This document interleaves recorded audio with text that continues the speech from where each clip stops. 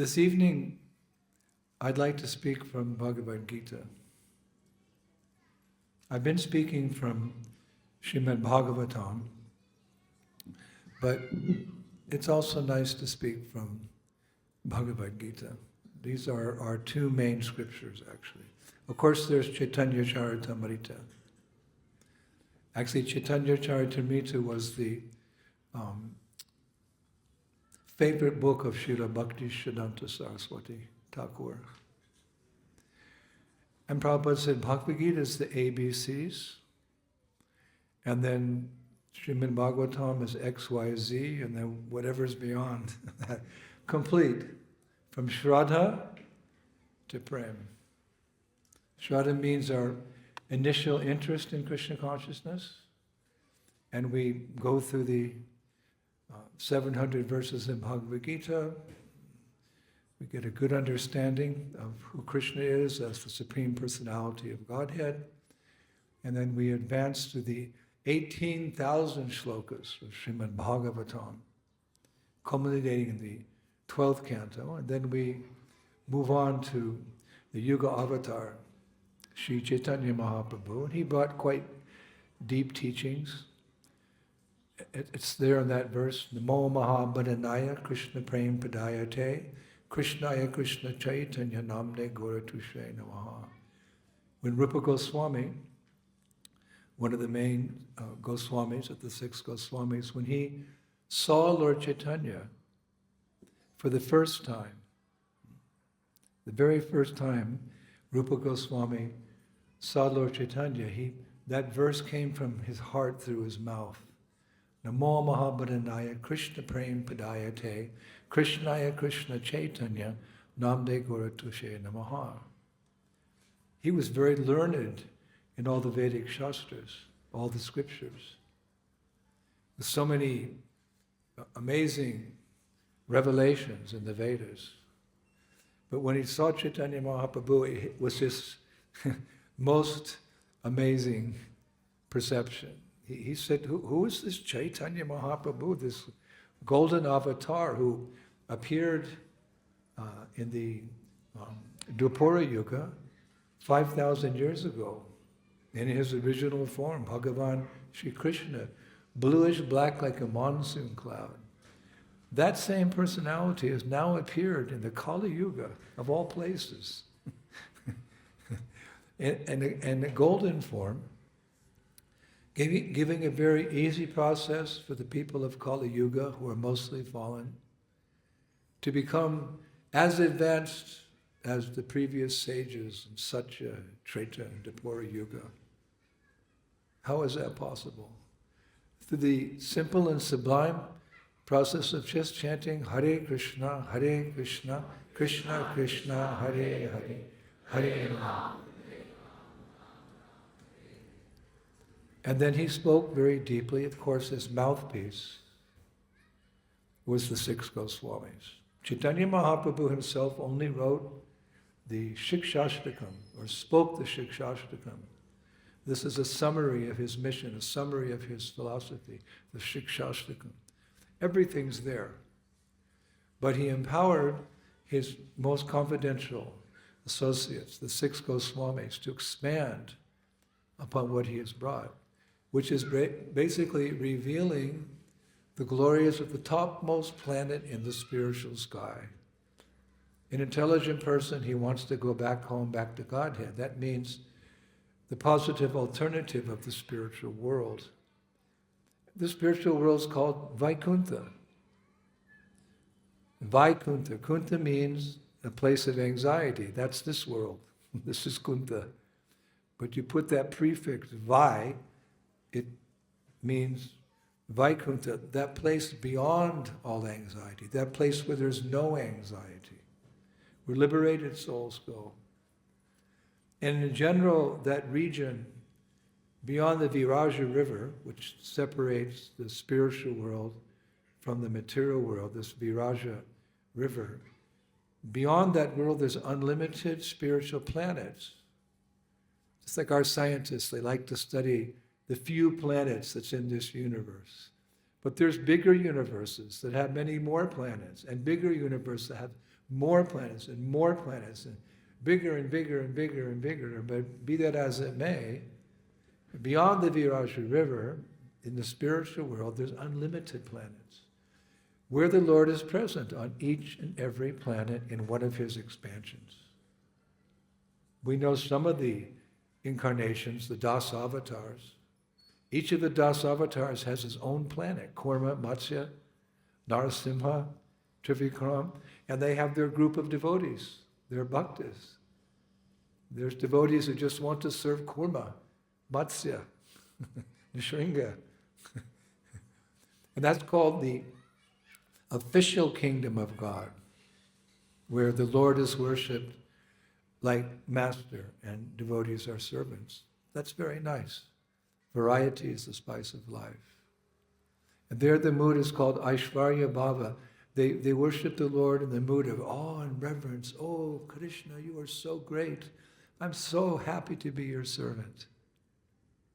But the topmost planet in the spiritual world is called Goloka. Jiva Goswami, he describes the meaning of that word, Goloka. Loka means planet. And go, he says, means cows. So to the amazement of probably most people on this planet, Goloka, the highest planet that one can achieve, is a planet of cows. Why? Because ultimately, the Supreme Personality of Godhead is a cowherd boy. Generally 6 or 7, 8 years old. He never matures beyond 16. That's the topmost planet, Goloka Vrindavan. And that should be the destination of every intelligent man and woman. And how to get there? Well, Golok Prem Dan Harinam Shankirtan. Narottam uses that nomenclature. Golok Prem Dan Harinam. The prema, the special, the selfless love of the residents of Vrindavan. Goloka is the playground of God. It's not the official kingdom. It's the playground where out of love Krishna allows him, you can associate with him as a servant, but he can be your baby. He can be your best friend. Or he can be your lover, like the gopis, Madhurya, Ras. Rupa Goswami was amazed because he understood all these things, because of course in the spiritual world, he's Rupa Manjari. You can't fool him. Shri Krishna Chaitanya Radhe Krishna Nahi Anga. Originally the Lord was one, but he became two when he expanded as Radha.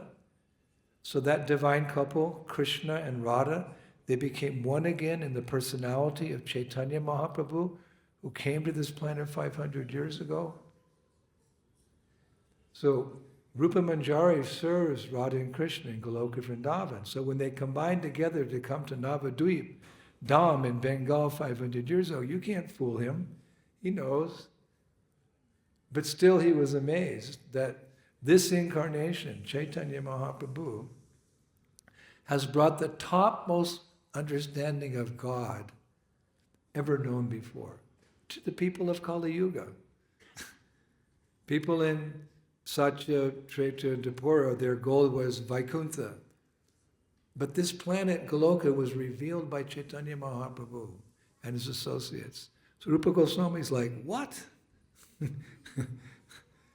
This incarnation, this special combined form of Radha and Krishna, coming, because generally there's no mention that God comes in Kali Yuga. He's, how do you say, he's Triguna avatar. He appears in 3 ages.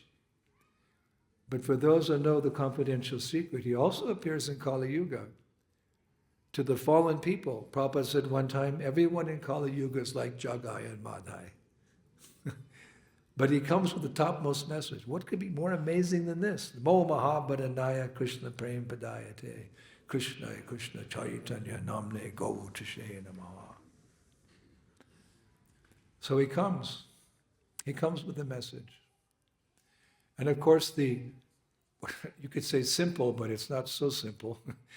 But the basic foundation of our philosophy to begin with, because we have to go step by step. We can't jump over. It's a very confidential subject matter, Goloka Vrindavan. So first we have to get our feet on the ground. Confucius said the longest journey begins with the first step. So we must become very well versed, very grounded by studying Bhagavad-gītā. By studying Bhagavad-gītā. So rather than go way to the top, today we're going to go back to basics. That's a good title for this class. Back to basics. We're going to take a verse from Bhagavad-gītā. And it's a verse that, because most of you have been in Krishna consciousness for some time, you must have heard this verse 1,000 times. But that's okay, because it's Amrita, it's nectar. And because it's transcendental sound, we never get tired of hearing it. And even that, Prabhupada said, repetition of something is required to fully understand the point. So we hear again and again and again and again the 700 verses of Bhagavad-gītā, just to make sure we've got our feet on the ground. It's another good title. Our feet on the ground. So here it is, 1866. I'm not talking about, the year 1866. I'm talking about the 18th chapter, verse 66. So please repeat after me. Om Namo Bhagavate Vasudevaya. Om Namo Bhagavate Vasudevaya. Om Namo Bhagavate Vasudevaya. I'll chant the verse. You just open your hearts and soak it up. Sarvadharmam parityaja mamekam saranam braja aham tam sarvapapebhyo mokshisi masuchaha. You know. Sarvadharma means all varieties of religion. Paritranaya means abandoning. Mam means me or unto me. Ekam, only. Sharanam, for surrender. Braja, in this case it means go. Aham, I, tvam, you, sarva, all. Papipya, from sinful reactions. Moksha simi, will deliver. Ma, do not. Suchaha, worry. Ooh. We could take any word, any consonant or verb within the word, and discuss it. But here's the translation. It's been repeated countless times. Abandon all varieties of religion and just surrender unto me. I shall deliver you from all sinful reactions. Do not fear. You can repeat. Abandon all varieties of religion and just surrender unto me. I shall deliver you from all sinful reactions. Do not fear. Here's a good part of the purport. The Lord has described various kinds of knowledge and processes of religion. Now, in summarizing Bhagavad-gītā, the Lord says that Arjuna should give up all the processes that have been explained to him. He should simply surrender to Krishna. That surrender will save him from all kinds of sinful reactions, for the Lord will personally promise to protect him. What a wonderful verse. So, of course, this is one of the most quoted verses in your country, wherein we hear about a reward for surrendering to Krishna. It's almost like a carrot.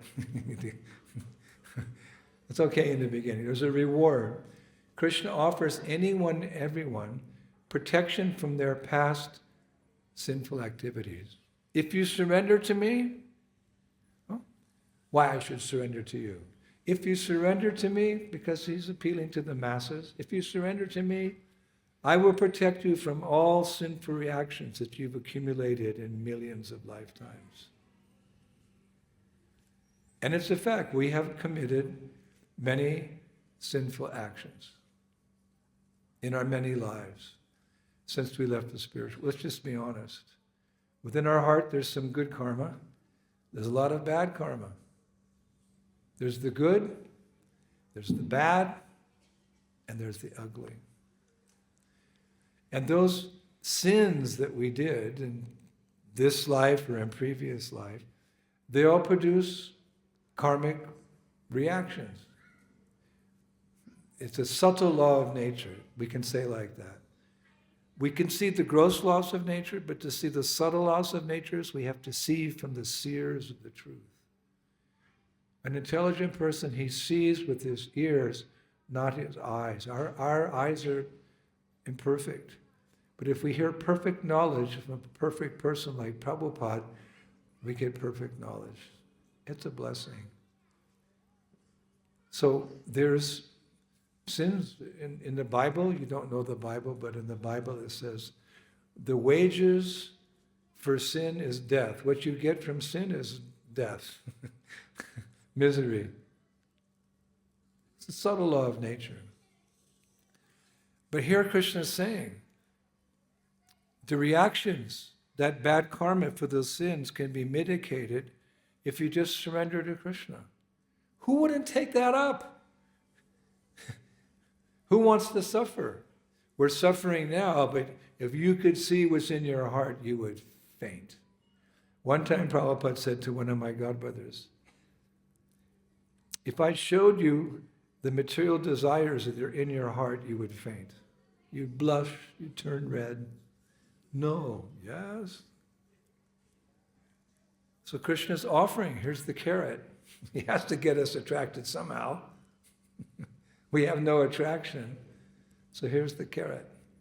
Surrender, all that karma becomes minimized. So what's interesting is Krishna's not addressing pure devotees here. You think about that. Many of the verses of Bhagavad-gītā are explaining pure devotional service, but this is an interesting verse. He's not addressing pure devotees, or even devotees at all. He's addressing sinners, isn't he? It's very easy, it's not a hidden thing. If you surrender to me, can we stop the children? Or they can go somewhere else. There's no fourth story here, but he's not addressing pure devotees, he's addressing sinners. He says, Tvam moksha ashmi, I will deliver you, papaya, from sinful reactions. Is that talking to pure devotees? Would you say to Prabhupada or Vishwanath Chakravarti Thakur, if you surrender, you'll get freed from sin? No, he's talking to sinners. He's so kind. He includes everyone, because he says in the Gita, I'm the seed-giving father of all created beings. So as the father loves the bad child and the good child, right? There's that classic case that, a young man gets thrown into jail, and his mother says, but he's a good boy. The mothers think like that. He's in jail, right? But Judge, he's a good boy. He just was bad. No, he was bad. No, but he's a good boy. The parents think like that. So God's all merciful. Although we reject him, we forget him. He never forgets us. And although we become bad, we come to the prison house of material existence, and the superintendent is Maya Devi. He's still concerned about our welfare. So this verse is for those, the bad ones. He's offering redemption. Surrender and you get protection. Just like in war, not these days so much, but previously, even up to 50 years ago, there are rules governing war on this planet. These rules were put together in 1949 after World War II. It's called the Geneva Convention. I don't know many of you. The Geneva Convention, that the countries of the world came together, and it was internationally agreed by different natures the how to conduct warfare, mainly so the citizens don't get slaughtered. That's not so much today, and they decided at this Geneva Convention in Geneva that during the fighting of two opposing parties, if one party raises a white flag, right? If one party, they want to stop fighting, they raise a white flag. It's too much noise here with the children. Yeah. Mommies, help. If one party raises a white flag, then the other party has to stop fighting them and offer them protection as prisoners. You can't just go in and slaughter everybody. If you raise a white flag, this is warfare.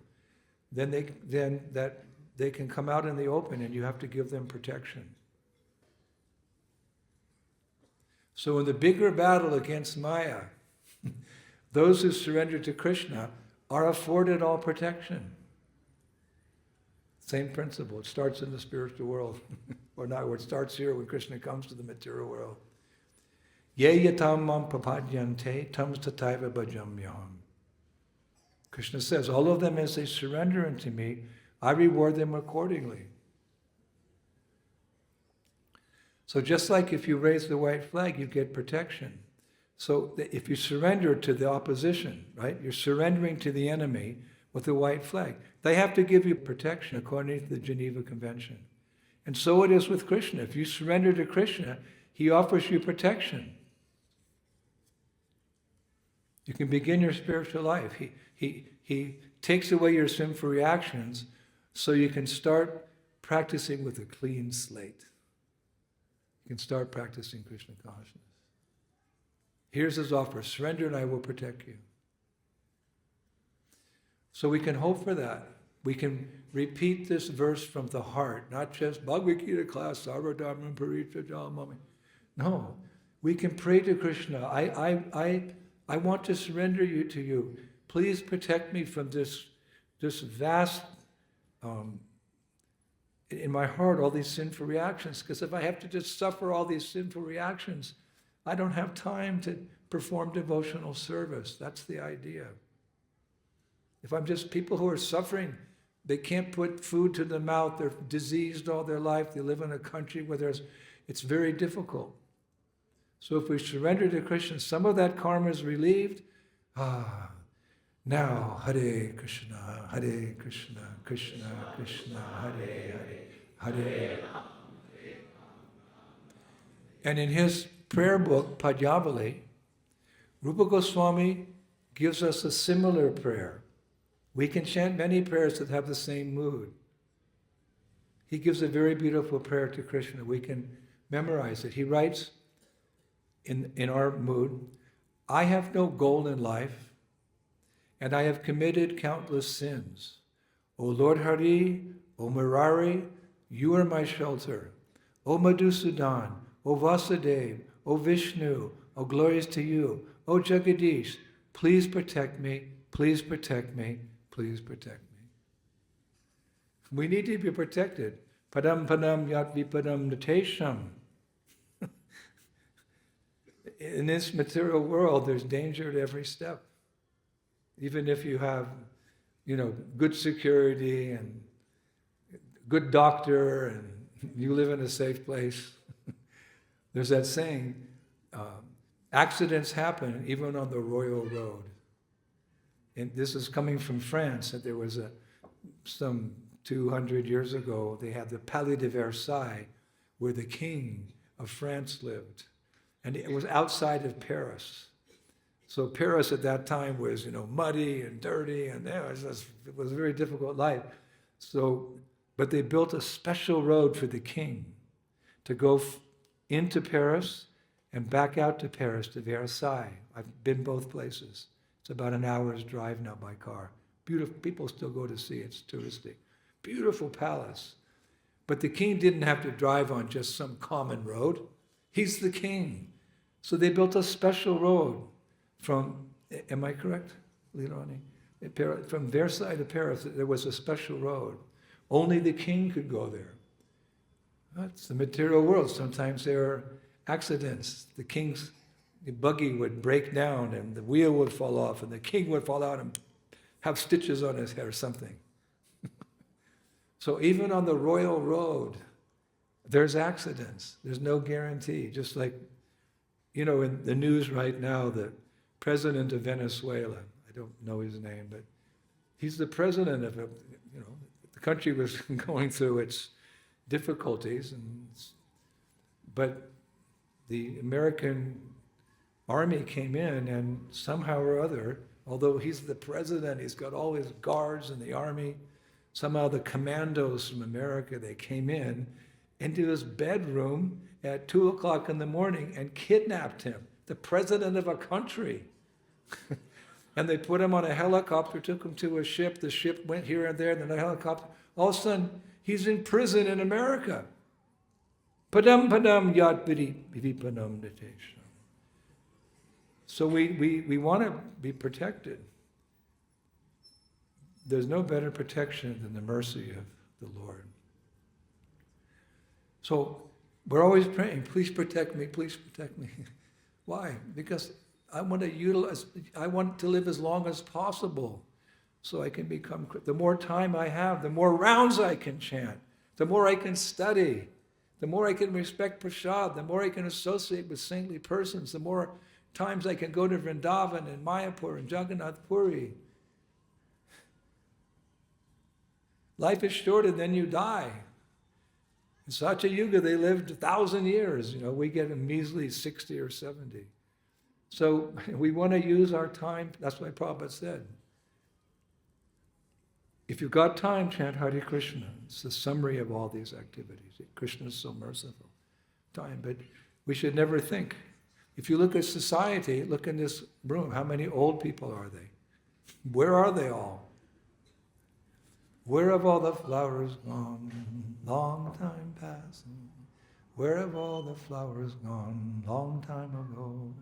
Where have all the flowers gone? Young girls pick them, every one. When will they ever learn? And then it goes on. Where have all the soldiers gone? So you never know. So Lord, please protect me so that I can awaken my love for you. Different types of protection. Srila Bhaktisiddhanta Saraswati Thakur, he composed a very specific prayer to ask for Krishna's protection in Grihastha life. He was a strict sannyasi, but he cares about everybody. Most of humanity are Grihasthas. It's a gradual progression. Well, they're Griyamadis, but you know, we're taught in the Grihastha ashram that many hands make small work. A man and a woman come together, they have a family, and Krishna's at the center, and they make nice progress. That's actually the safest ashram. But he gave a warning. He wrote this following prayer, Bhaktisiddhanta Saraswati. O Radha Raman, enjoyer of Radha, please protect me. May I not bring about my own ruination by ever leaving your service. That's the beginning. And then he prays, O Lord, may I not become overly attached to family life. May my desire for material life be exhausted. May my attention remain always fixed on your service. Please protect me. That's a good way. Because household life, you know, there's some allowance for sense gratification, you know. Slow but steady wins the race. That's okay. But he's also giving a warning in this prayer. O Lord, may I not become overly attached to family life. May my desire for material life gradually be exhausted. May my attention remain always fixed in your service in this ashram. Please protect me. It's very interesting. So the Lord is there to protect us, and it's quite clear that He will do so. At the same time, we must note that that protection, like all other forms of mercy, because protection of the Lord's special, not everyone gets it. Many are called, but few are chosen. But you could say we're the chosen few. We don't get puffed up, but we don't think we're better than anyone else. We think we're more fortunate than others, that we have Prabhupada's mercy. And to keep that mercy, we have to share it with others. So this protection, Krishna is saying right there in the eternal wisdom in Bhagavad-gītā, in the 18th chapter, surrender, I will protect you from sinful reactions, do not fear. At the same time, we can study this science of protection. We should note that protection, like all other forms of mercy given by the Lord, comes in proportion to our surrender to Him. We quoted that verse. All of them may say, surrender to me, I reward them accordingly. We know that verse. So, in that verse, Krishna says, as they surrender unto me, I reward them accordingly. It means to get full I'd like to take out an insurance policy that covers me. If you're poor, you get an insurance policy that, covers you if you get you break a leg or something, or, you get whatever. But if you want to go to the hospital and have a heart operation or get cancer treatment, you have to pay for bigger insurance policy. So similarly, if we want full protection from Krishna, you don't have to pay money. Just love Him more. Surrender to Him. Krishna, it's not about me, it's all about you. Please let me serve you. Like the gopis. That you get full protection. So there's many lessons to be learned in the history of our Vedic culture here. How to surrender and get the full insurance policy. How to get full protection. I'll share one story with you about how to get the full insurance policy. Probably not the right words to use, but it concerns Draupadi. We all know Draupadi, the wife of the 5 Pandavas. You know how once she approached Krishna just after her painful experience of having been lost in the gambling match, remember? There was a gambling match between the Pandavas and the Kauravas. Somehow she was offered up as a bargaining chip. That's probably not the best vernacular language. But she was placed there at, like who wins the gambling match gets Draupadi. And the Pandavas lost. They lost Draupadi to the Kauravas. I mean, you could bring tears to your heart right now if we were actually purified enough. Draupadi, the perfection of beauty and chastity and surrender to Krishna. Draupadi. The Pandavas lost her to the Kauravas, and the Kauravas are evil. So when they got her, she was humiliated by the attempts of Dushashan to strip her naked in a public assembly. For a woman, that's the most horrifying thing. The more a lusty man looks upon a woman who does not dress properly, she loses her piety, she becomes impious, she becomes unfortunate. So much misfortune. Nowadays, girls, they like to dress to attract men. They don't know what's happening. When a lusty man looks at a beautiful woman who exposes her body, she loses all her good karma. This is the science of Krishna consciousness. People have forgotten this knowledge in this great country of Bharat. They're following the West. We were saying, you take the high road, I'll take the low road. You'll go to heaven and I'll go to hell. If India follows, of course, the science, technology, the medicine, that's the good part, but it's coming in with all the bad part.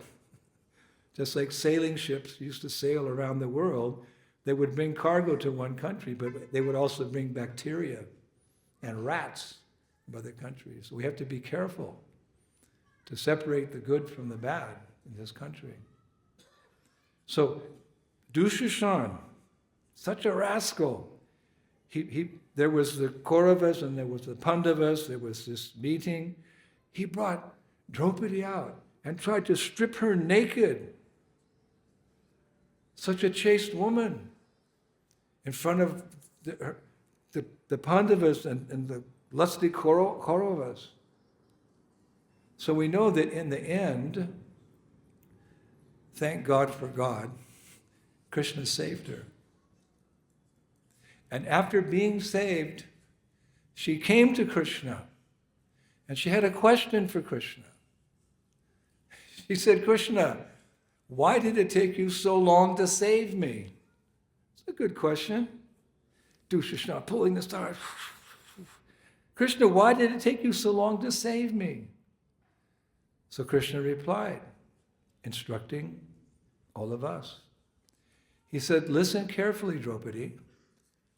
At first, you took shelter of Arjun and Bhim. You said to them, Arjun, Bhim, can't you see what is happening to your wife? They are violating my chastity right before your eyes. Do something. So Krishna continued, Draupadi, at that time, I thought it was not really needed because you weren't calling for me. And after that, you turned to Drona, the teacher of the Kauravas and Pandavas, and you said, Drona, you're a Brahmana. How can you tolerate this? So Draupadi, you weren't calling me. So again, I thought I wasn't really needed. And after that, you took shelter of Bhishma, the powerful warrior and most respected grandfather. And when he couldn't help you, you went to Dhritarashtra, and then to all the kings.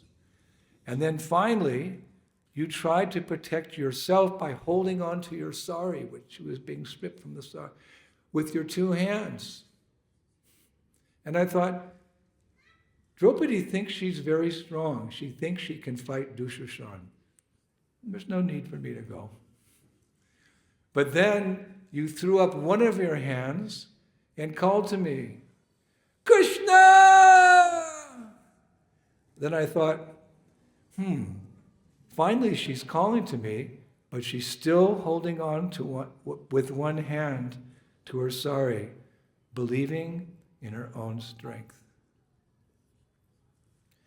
Only when you raised both of your hands and you called out, Damodar, Krishna, Govinda, did I come.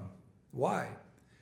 Because I saw that you finally understood only I could protect you. At that time, you were fully surrendered, and I protected you.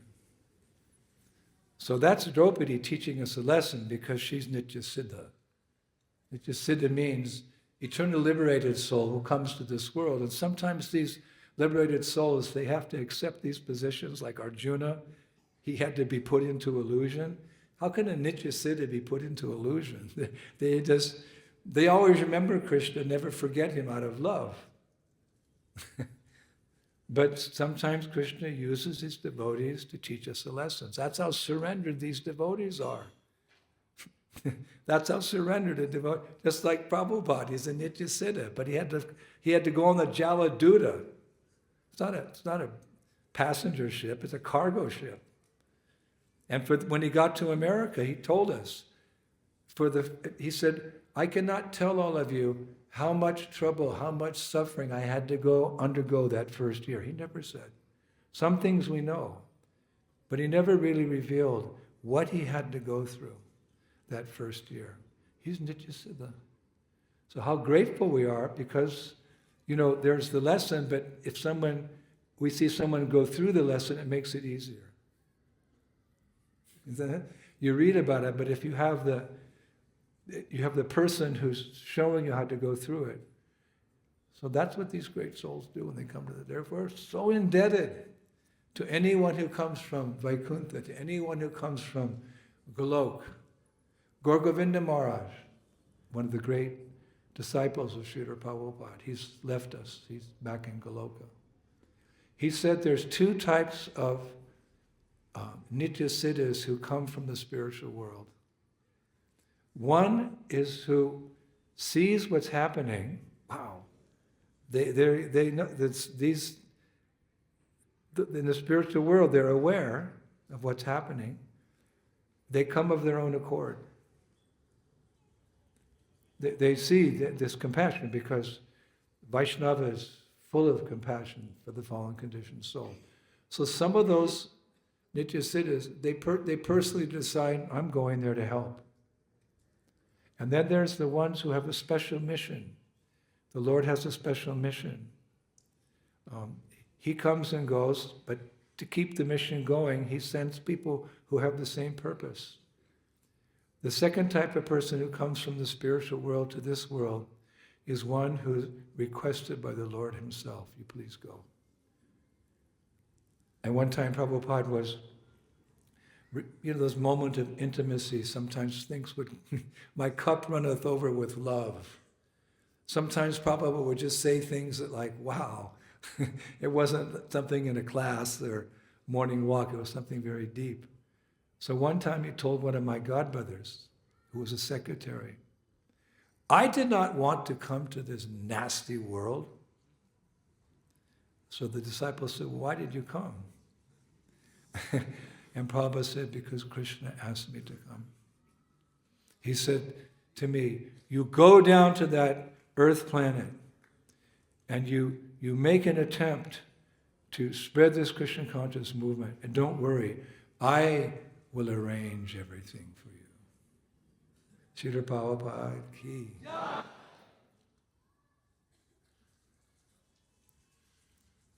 So Atmanivedanam, Shravanam, Kirtanam, Vishnu, Shmarnanam, Parasevanam, Archanam, Bandham, Dasyam, Sakyam, Atmanivedanam.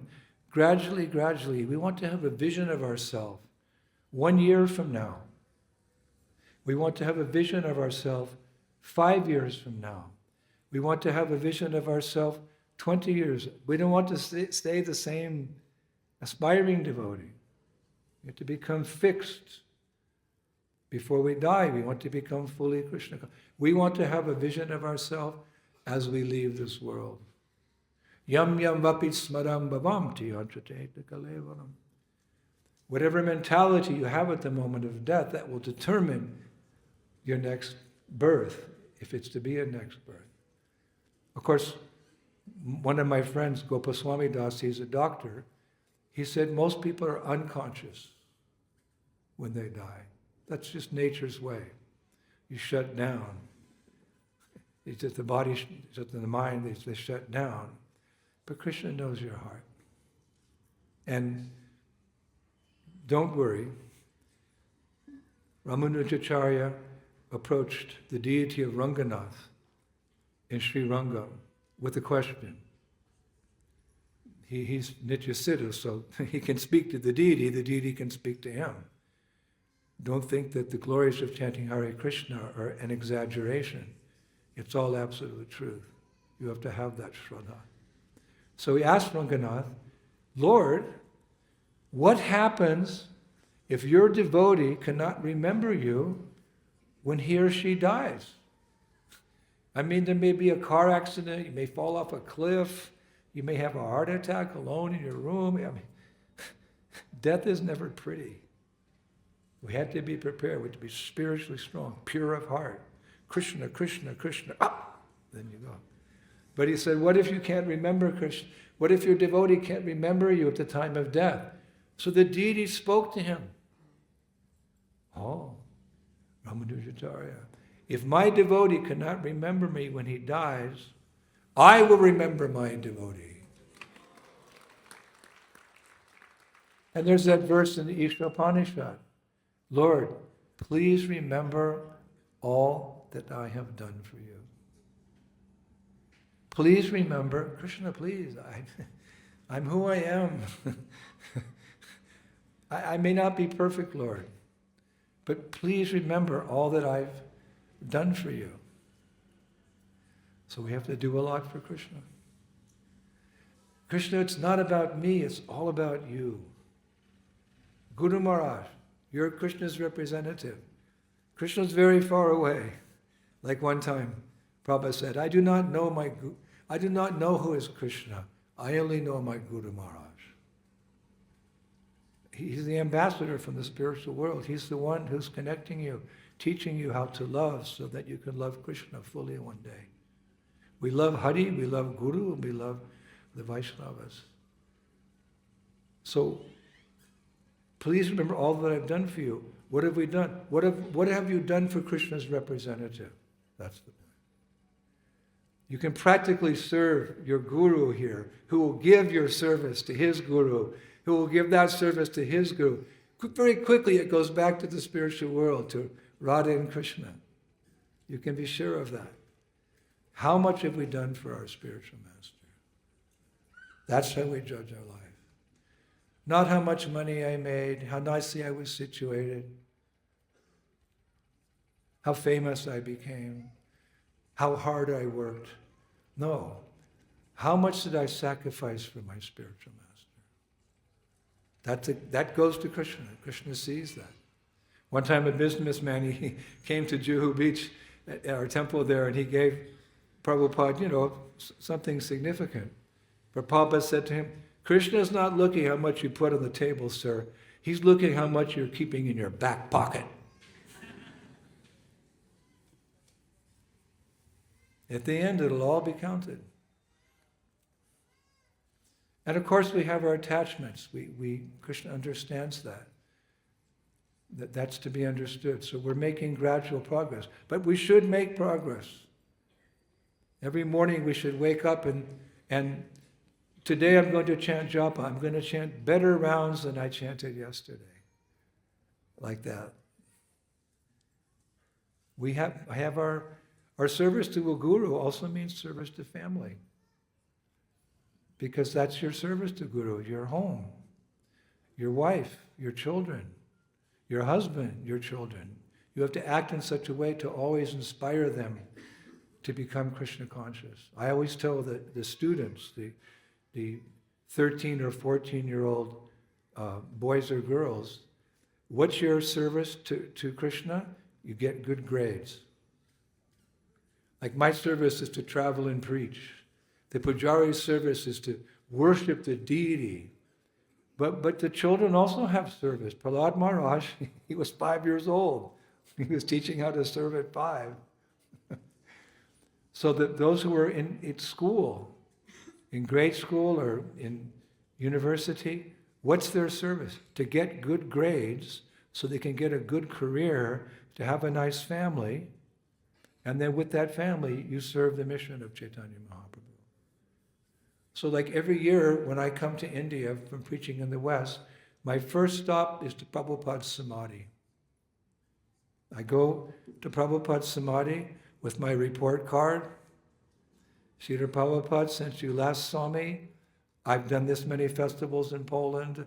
I've done the Sadhu Sangha retreat in America. I've done the Rishikesh festival. Tens of thousands of Westerners have come through our ashram, chanted for hours, had a free feast every night, 1,000 people, and they leave with Bhagavad-gītā. Of course, I say it humbly, it's not about me, it's all about you.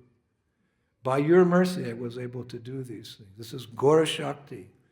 We get the internal potency of Chaitanya Mahaprabhu to do these things. But all the credit goes to Guru and Gauranga. So students also have intimate service. I'm studying not because I want to go to this prestigious university and get this Phi Beta Kappa award. No, I'm going to university because one day I want to practically serve my Guru Maharaj.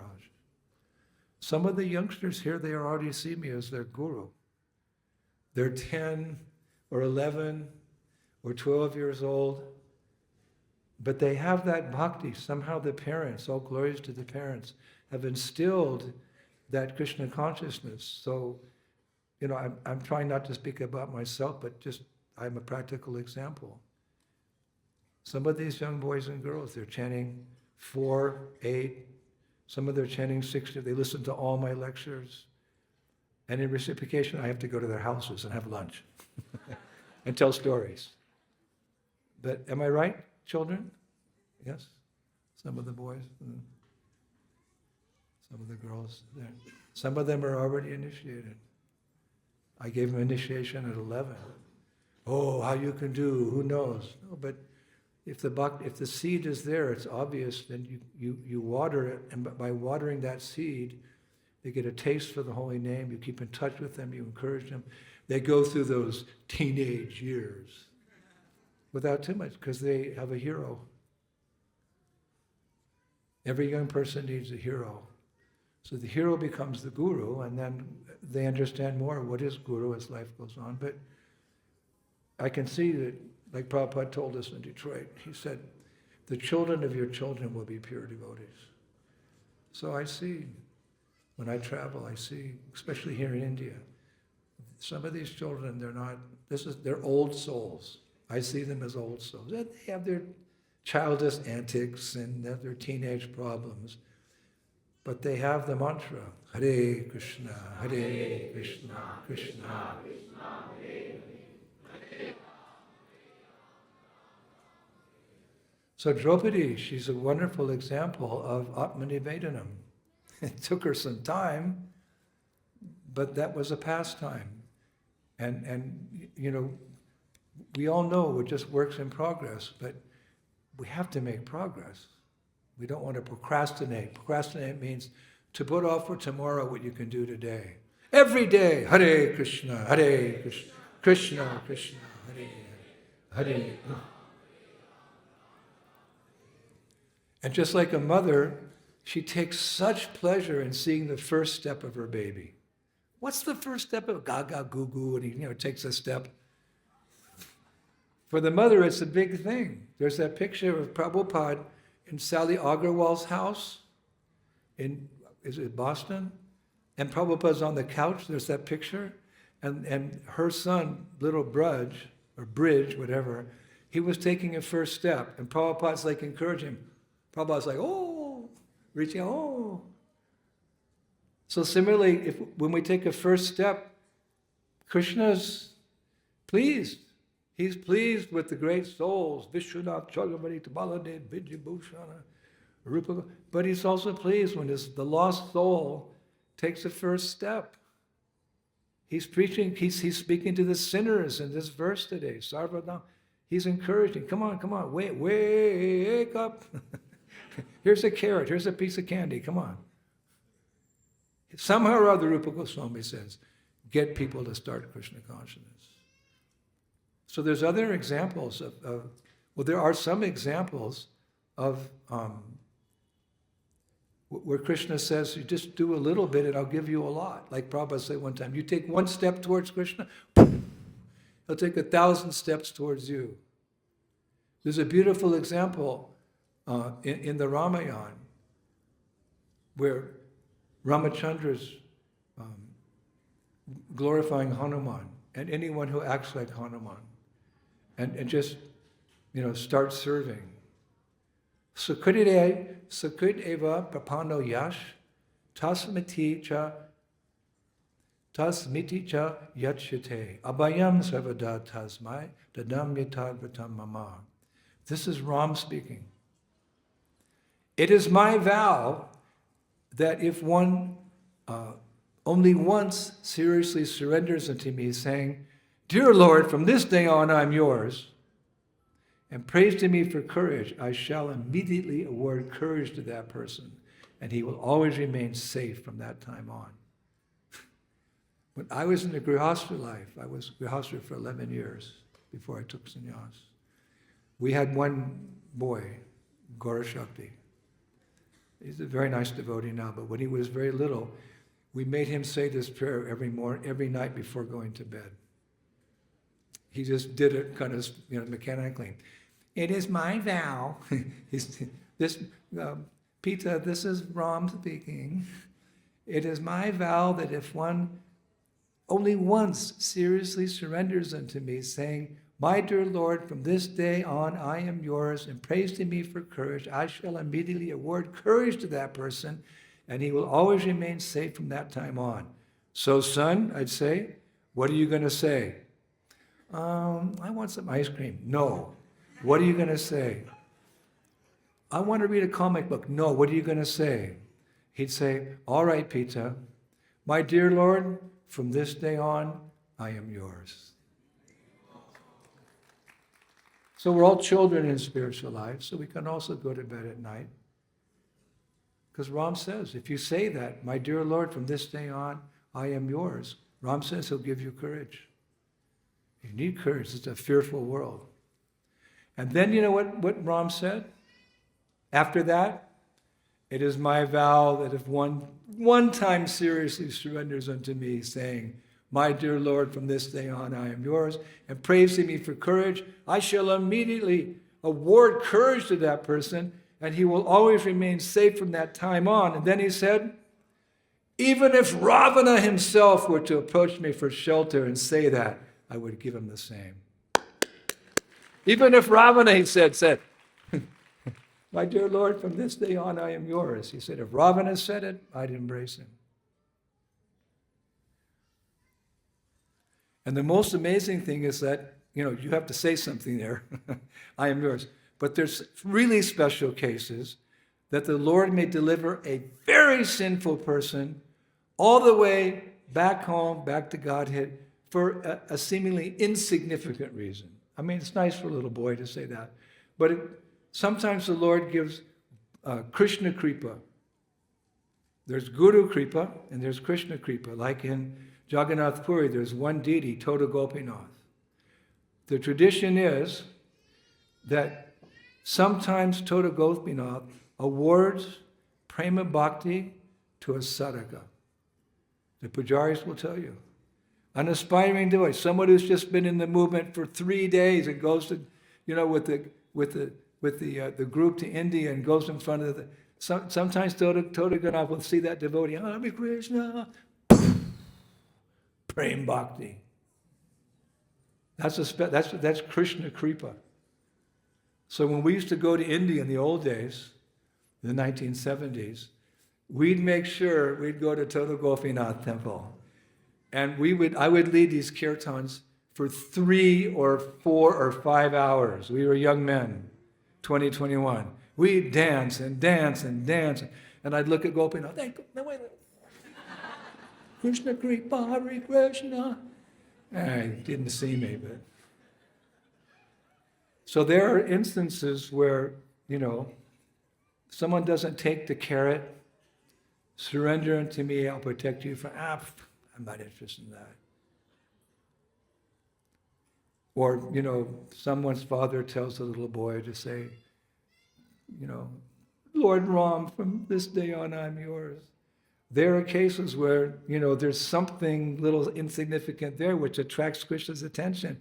And he gives prema to that person. Would you like to know an instance of that? Okay. It's Srimad Bhagavatam, 3rd Canto, 2nd chapter, verse 23. The chapter is called Remembrance of Krishna. And it's about the deliverance of the Rakshasi Putana. The person saying, alas, how shall I take shelter? Alas, how shall I take shelter of one more merciful than he who granted the position of mother to a she-demon, Putana, although she was unfaithful and she prepared deadly poison to be sucked from her breast. This is one of the most important verses in the Srimad Bhagavatam. Who's speaking? Look it up. 3:223. Alas, how shall I take shelter of one more merciful than he who granted the position of mother to a she-demon, Putana, although she was unfaithful and she prepared deadly poison to be sucked from her breast. She was a Rakshasi. She came to kill Krishna. But because she gave her breast milk, Krishna took it. She's like my mommy. He's so kind. She's trying to kill him. But he's thinking, she's a mother. She's giving me her breast milk. So Putana went back to Goloka Vrindavan. Putana. She was killing children all over Braj. But because she gave her breast, Krishna took, oh, she's acting like mommy. So she's a wet nurse. And wet nurse means that the mother has a baby, but she's too busy. So some of her female servants, they give their breast milk. They also have babies. So it's called wet nurse. She feeds Krishna her breast milk when Mother Yasoda is too busy in Goloka Vrindavan. What kind of mercy is that? Prabhupada, he says in the purport, here's an example of the extreme mercy of the Lord, even to his enemy. Lord Krishna accepted the motherhood of Putana because she pretended to be an affectionate mother, allowing Krishna to suck her breast. The Lord accepts the least qualification of the living entity and awards that person the highest award. This is the standard of his character. Therefore, who but the Lord can be the ultimate shelter? Bhagavan Shri Krishna ki.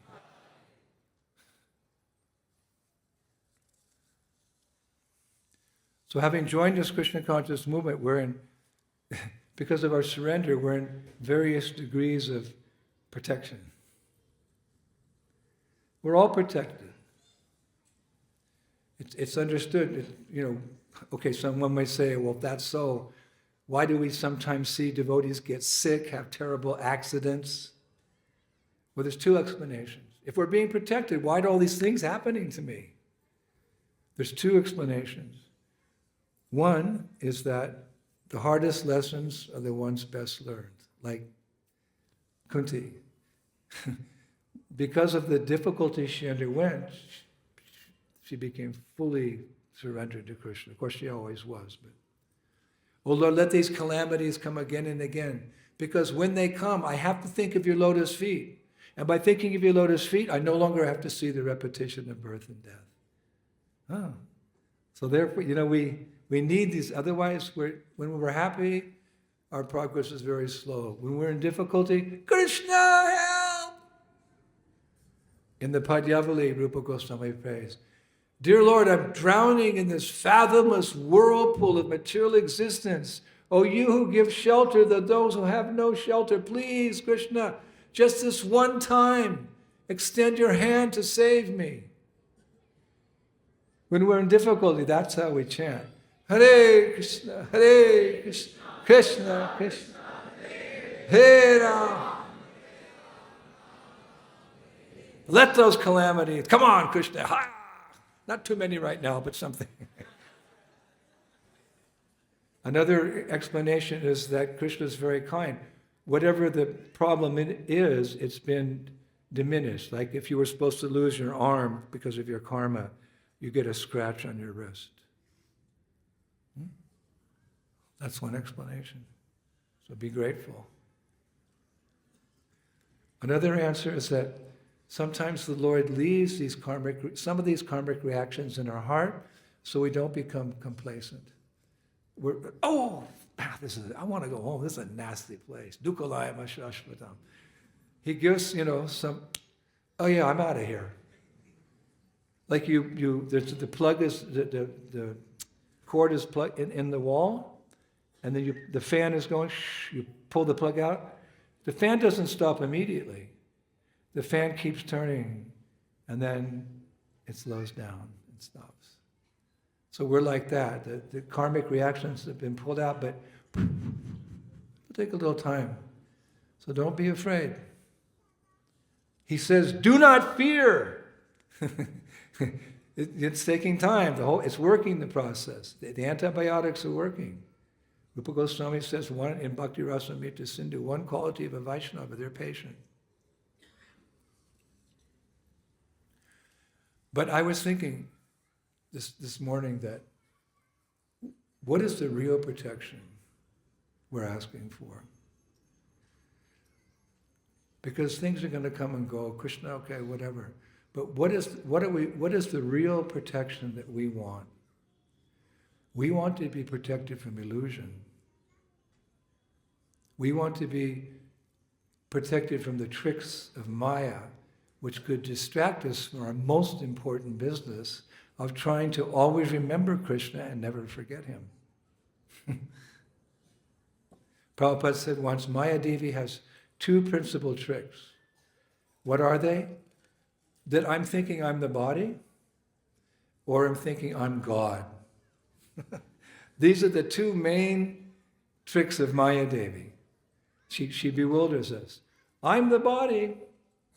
And here in India, Prabhupada said one time, there's a false incarnation of God in every street corner of Bombay.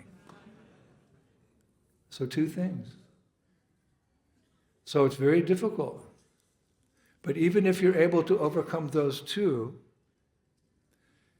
a sincere devotee realizes the greatest illusion of all is to forget Krishna. Oh my God. That's the most dangerous thing, to forget Krishna. There's a beautiful verse. Sahanistan mahachidram samoha sacha viprama yan muhurtam shanam vapi vasudeva nachintayat. If even for a moment remembrance of Vasudeva is missed, that is the greatest loss, that is the greatest illusion, and that is the greatest calamity. So many calamities, so many difficult situations, so many dangers. This is the ultimate danger. If even for a moment remembrance of Krishna is missed, that is the greatest loss, that is the greatest illusion. That's the greatest. So in 1972, I found a letter on the folio to my dear godbrother. Prabhupada wrote to my dear godbrother, Niranjan Swami, instructing him how to pray to Krishna. He said, pray to Krishna like this. My Lord, I am yours. Please always keep me engaged in your service and protect me from Maya. That's a nice prayer. And Prahlad Maharaj, he gives a very definite prayer for protection from Maya illusion in his famous prayer to Lord Nrsingadev. He said to Nrsingadev, because he didn't want to forget him in this world of illusion, in this world of Maya. My Lord, who are never conquered by anyone, I am certainly not afraid of your ferocious mouth and tongue, your eyes bright like the sun, or your frowning eyebrows. I do not fear your sharp, pinching teeth, your garland of intestines, your mane soaked with blood, or your high wedge-like ears, nor do I fear your tumultuous roaring, which makes elephants flee to distant places, or your nails, which are meant to kill your enemies. O most powerful, insurmountable Lord, who are kind to the fallen souls, I have been put into the association of demons as a result of my activities, and therefore I am very much afraid of my condition of life within this material world. When will that moment come when you will call me to the shelter of your lotus feet, which are the ultimate goal for liberation from conditional life? He was afraid of his position in this world. And therefore, being a pure devotee, Nrsingadev gave him protection. Now the last thing I wanted to mention is this all might bring up another question. We've all heard that a pure devotee never asks the Lord for any benediction. He simply asks for service. We don't ask Krishna for anything for ourselves. Krishna, it's not about me, it's all about you. Gurudev, it's not about me, it's all about you. Vaishnavas, it's not about me, it's about you, all of you. This is Amala Bhakti, this is pure devotional service. So here we are asking something. We're asking something from the Lord. That's not pure devotional service. That's not how we're trained. Anyabilasita sunyam jnana karma narvitam anukalena krishnanu shilanam bhakta uttama. One should render transcendental loving service to the Supreme Lord Krishna favorably and without desire for any material profit or gain through fruitive activities or philosophical speculation. That is called pure devotional service. And here we're talking about praying, protect me, protect me, protect me, protect me. It seems contradictory. But all contradictions are resolved in the philosophy of Krishna consciousness. It's a mystery. And here's how we resolve it. In Srimad Bhagavatam, 8th canto, chapter 3, text, I forget the next number, I think it's 23. We hear Gajendra, the king of the elephants, who's in the jaws of a crocodile, asking for protection. You know that whole chapter. In a previous life, he was King Indradumna. And he memorized some shlokas. And he was a great devotee, not like this imitation Indradumna. He was a great devotee. And by the Lord's mercy, in his next life, he took birth as an elephant, but he retained that consciousness, that memory, and he still remembered those prayers. So when danger came, he was enjoying with the female elephants in the river, and a crocodile came, crunching on his foot. He picked a lotus flower from the water, and he held it up to Kṛṣṇan, and he had said wonderful prayers. And one was for shelter. He's asking for something for himself. The exact verse is as follows. Listen how learned he is. It's an elephant. Unalloyed devotees who have no desire other than to serve the Lord worship him in full surrender and always hear and chant about his activities, which are most wonderful and auspicious. Thus they always merge in an ocean of transcendental bliss. Such devotees never ask the Lord for any benediction. However, I am, because I'm in danger. Thus I pray to you, Krishna, the Supreme Personality of God. Whoa, what's going on here? So interestingly, Srila Prabhupada writes in the purport, he makes it clear, unalloyed devotees have nothing to ask from Krishna, but Gajendra, the king of elephants, was circumstantially asking for an immediate benediction because he had no other way to be rescued. So sometimes, Prabhupada writes, when there's no alternative, a pure devotee being fully dependent on the mercy of the Lord prays for some personal benediction. Wow. Does that mean we can start praying for money and fame and this and that? No, there's a deeper meaning to such prayers of pure devotees when they ask for something. And that is, a pure devotee prays for protection so that he can go on with the service to the Lord. So the service doesn't become, the Lord doesn't become inconvenienced. Oh, there's no pujaris today. We don't want that. So we pray, don't let me get sick. Please, don't let me get sick so that your service is interrupted.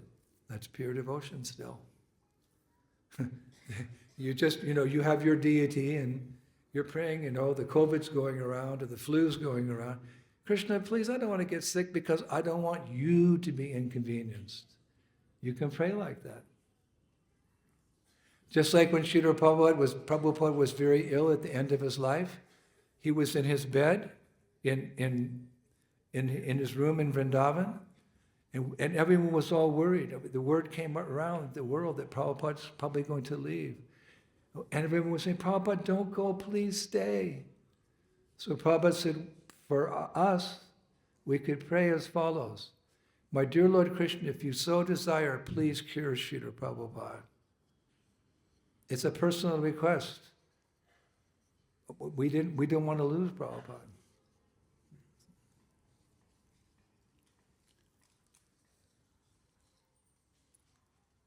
So we were praying like that. My dear Lord Krishna, if you so desire, please cure. This is selfless in the sense, because what's the world without the pure devotee? Of course, we have his Vani, but that Vapu was very special. So prayers for protection. It's a whole study we've done today. It's like a PhD thesis or something. And as ISKCON devotees, we often pray, as you know, for protection to Lord Nrsimhadev. But in that mood, that I can continue the mission of my spiritual master, that I can live as long as possible, to the very last breath, like Prabhupada. His very last breath, he was saying the purports to the Srimad Bhagavatam. Service. We're servants. Nothing's more great than being the servant of a glorious master. That's our position. We don't want to attain anything higher than eternally being the servant of a glorious master. Because as we see, the servants live in the palace of the master. They enjoy the same things as the master, but they're always thinking that the servants. So we may go to Goloka Vrindavan and be there where the pastimes of Radha Madhava are going on. And if we're serving our spiritual master, we're serving Srila Prabhupada, we're in that world by their grace. So we just want to be servant of the servant of the servant of the servant. And we'll be protected accordingly. In 1971, as Srila Prabhupada was leaving Los Angeles because he was sick and he wanted to go back to Vrindavan for Ayurvedic treatment. He was quite sick, actually. So he thought by going, it was cold, California was cold at that time, so he wanted to go back to warm Vrindavan, his rooms there, and the Ayurvedic doctors. So he said in the lecture, I have the lecture, I listen to it all the time. He said, so I am going back to India. I am an old man. I may not come back. And everyone started crying. He said, but in my absence, Lord Nrsingadev will protect you. He said, in my absence. He came back because it was the Lord's desire. So we have Krishna in a special form. Bhagavan Nrsingadev ki. With this understanding how padam padam yat vipadam natesham. And we pray to Lord Nrsingadev to protect. There's that saying, I'm my own worst enemy. I don't know if you have that in Hindi. I am my own worst enemy because what's in my heart? Lust, anger, greed, envy, jealousy, madness so Yato Nrsinga, put a toe Nrsinga, yato, you beat the toe Nrsinga. He's inside and he's out. Krishna, please, I want to serve you purely, not with some selfish motive. Purify my heart, please. You're there, you're my heart. You can do that work. I can't do that. And we need to be protected so the ISKCON movement can go on. So we're always praying to Nrsingadev for protection, protection, protection. But there's also a deeper meaning to protection from Lord Nrsingadev. Just like an onion, of course not the best analogy, but an onion has many skins. Have you ever seen it yet? Ladies, before you were devotees? Onion and garlic. So you peel the skin, ding, ding, ding, ding, ding, ding, ding, ding, ding. Or you open up an orange, there's many segments. So we can always go deeper and deeper and deeper into Krishna consciousness. And that we do by Prabhupada's books and the teachings of Lord Chaitanya and the six Goswamis. So there's a deeper understanding of our approaching Lord Nrsingadev to remove these things from our hearts and protect us, but there's a higher purpose. And that we learn from the prayers of Bhaktivinoda Thakur. In his Srinavadip Bhava Taranga. So this is the deeper meaning of protection and why we worship Lord Nrsingadev. And I'll finish my talk tonight with these prayers. Srinavadip Bhava Taranga, he writes, within my sinful heart, the six enemies headed by lust perpetually reside, as well as duplicity, the desire for fame, plus sheer cunning. At the lotus feet of Narasimha, I hope that he will mercifully purify my heart and give me the desire to serve Krishna. Weeping, I will beg at the lotus feet of Lord Narasimha for the benediction of worshiping Radha and Krishna in Navadvip. Perfectly safe and free from all difficulties. When will this Lord Hari whose terrible form strikes fear into fear itself, ever become pleased and show me his mercy? Even though Lord Nrsingadev is terrifying towards the sinful souls, he offers great auspiciousness unto the devotees of Lord Krishna, headed by Prahlad Maharaj. When will he be pleased to speak words of compassion unto me, a worthless fool, and thereby make me fearless? He will say, dear child, sit down freely and live happily here in Shri Gaurangadam. May you nicely worship the divine couple, and may you develop loving attachment for their holy names. With the mercy of my devotees, all obstacles are cast far away. And then with a purified heart, he says, just perform the worship of Radha and Krishna, for such worship overflows with sweet nectar. Shri Shri Radha Madhava ki, the Astasakis of Maya Pranama ki, Shri Bhakti Vinod Thakur ki, Shri Prabhupada ki, Bhagavan Nrsingadeva ki, Jai Gopimanande, Jai Jai Sri Radhe Shyam. Thank you so much, Hare Krishna.